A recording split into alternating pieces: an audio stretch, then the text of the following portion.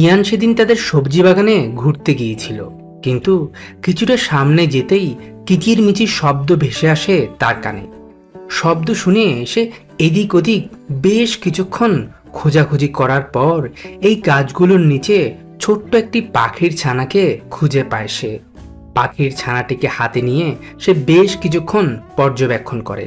এরপর সে আশেপাশে খুঁজতে থাকে ছানাটির বাসা, কিন্তু ইয়ান ছানাটির বাসা খুঁজে না পেয়ে তাকে হাতে করেই পৌঁছে যায় তার ঘরে। ঘরে এসে সে প্রথমে একটি ঝুড়ির মাঝে টিস্যু নিয়ে নরম একটি ঘর তৈরি করে ছানাটির জন্য।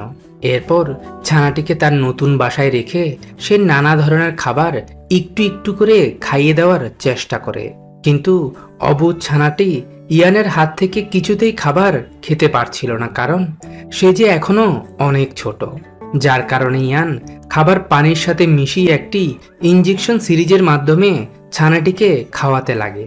যাক, এবার ছানাটি খেতে শুরু করেছে।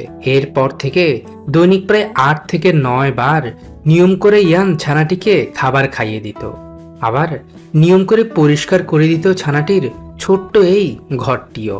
আর এইভাবেই শেষমেশ কুড়িয়ে পাওয়া পাখির ছানাটির দেখভাল শুরু করে ইয়ান। দিন কয়েক যেতেই ছানাটির শরীরে পালক গজাতে শুরু করেছে, যার কারণে ইয়ান তার জন্য খড়কুটো দিয়ে নতুন একটি ঘর তৈরি করে দেয়। এখন ছানাটিকে আর ইনজেকশন সিরিজের মাধ্যমে খাবার খাইয়ে দিতে হয় না। তার মুখের সামনে খাবার ধরলে সে এখন নিজ থেকেই খেতে পারে। ছানাটি যখন আরো কিছুটা বড় হয়ে ওঠে তখন ইয়ান বুঝতে পারে যে এটি হলো একটি চড়ুই পাখির ছানা। মাত্র 15 থেকে 20 দিনের মধ্যেই ছানাটির শরীরে পুরো দমে পালক গজায়। একদিনে ইয়ানের সাথে ছোট্ট চড়ুই ছানাটির গড়ে উঠেছে এক অদ্ভুত বন্ধুত্ব। ভালোবেসে ইয়ান তার বন্ধুর নাম রেখেছে পিকু। মানুষ বন্ধুর আদর, যত্ন আর ভালোবাসা পেয়ে মাত্র 2 থেকে 2.5 মাসের মধ্যেই পিকু পুরো দমে বড় হয়ে ওঠে। সে এখন পুরোপুরি উঠতেও পারে, কিন্তু অবাক করার বিষয় হলো ইয়ান তার বন্ধু পিকুকে খাঁচায় বন্দি করে রাখে না। তাকে সে সব সময় মুক্ত অবস্থায় ঘরের মাঝেই ছেড়ে রাখে। এমনকি সুযোগ পেলে পিকু ফ্রুত করে উড়ে চলে যায় ঘরের বাহিরে গিয়ে অন্য সব চড়ুই পাখিদের সাথে ঘন্টা কয়েক ঘুরে বেড়ানোর পর সে আবারও ফিরে আসে ইয়ানের ঘরে। জানালাটি বন্ধ থাকলে কিচির মিচির করে সে ডাকতে শুরু করে তার বন্ধুকে, আর ইয়ান যখন জানালাটি খুলে দেয় তখন সে ঢুকে পড়ে ঘরের ভেতর। এভাবেই খুব সুখে শান্তিতেই তাদের জীবন কাটছে। মাসখানেক পর থেকে তো পিকু তার আরো বেশ কয়েকজন বন্ধু বান্ধব নিয়ে হাজির হয় ইয়ানের ঘরে। এরপর তারা সবাই মিলে পেট ভরে খাবার খেয়ে আবারও উড়ে চলে যায়। তবে হঠাৎ একদিন ইয়ান লক্ষ্য করে তার বন্ধু পিকু একটি স্ত্রী চড়ুই পাখির সাথে ইদানিং একটু বেশি মেলামেশা করছে, যা দেখে সে বুঝতে পারে যে হয়তোবা পিকু এই স্ত্রী পাখিটির সাথে সংসার করতে চায়। কিন্তু সে যদি বারবার ইয়ানের ঘরের মাঝে ফিরে আসে তাহলে যে স্ত্রী পাখিটি কখনোই পিকুর সাথে সংসার করতে রাজি হবে না, কারণ তারা যে বন্য পাখি। পিকুর সাথে ইয়ানের বন্ধুত্ব থাকলেও অন্য পাখিটির সাথে তো আর নেই। এইসব ভেবে ইয়ান বেশ দুশ্চিন্তায় পড়ে যায়। তবে শেষমেশ ইয়ান তার ঘরের নিচে আরো একটি কাঠের বক্স ঝুলিয়ে দেয় তার বন্ধু পিকুর সংসার বাঁধার জন্য। প্রথম দিকে পিকু তার বউকে নিয়ে বক্সের মাঝে ঘর না বাঁধলেও 7-10 দিন পর থেকে তারা দুজনই একসাথে খড়কুটো এনে বাসা বাঁধার কাজ শুরু করে।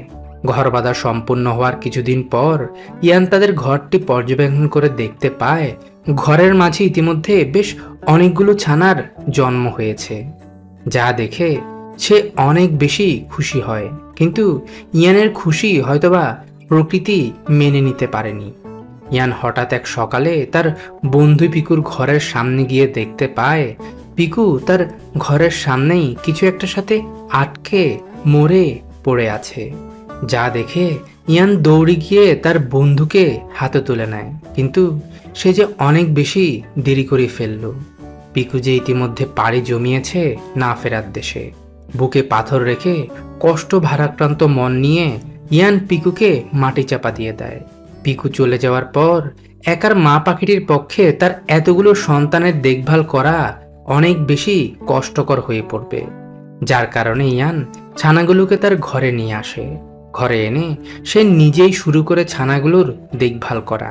ইয়ান চেষ্টা করছে পিকুর সন্তানদের দিকে তাকিয়ে সে তার বন্ধু পিকুকে হারানোর কষ্টটা ভুলে থাকার। ইয়ানের আদর, যত্ন আর ভালোবাসা পেয়ে ছানাগুলো বেশ কিছুটা বড় হয়ে উঠেছে। আবার এদিকে ছানাগুলোর মা প্রায় সময়ই ইয়ানের ঘরের মাঝে তার সন্তানদের সাথে দেখা করতে আসতো। সবকিছু এইভাবেই ঠিকঠাক চলছিল, কিন্তু হঠাৎ করে কোনো এক নাম না জানা রোগে আক্রান্ত হয়ে এক এক করে ছানাগুলো এই পৃথিবী ছেড়ে চলে যায়। ছানাগুলোর এই দুরবস্থা দেখে ইয়ান নিজের অজান্তেই কান্নায় ভেঙে পড়ে।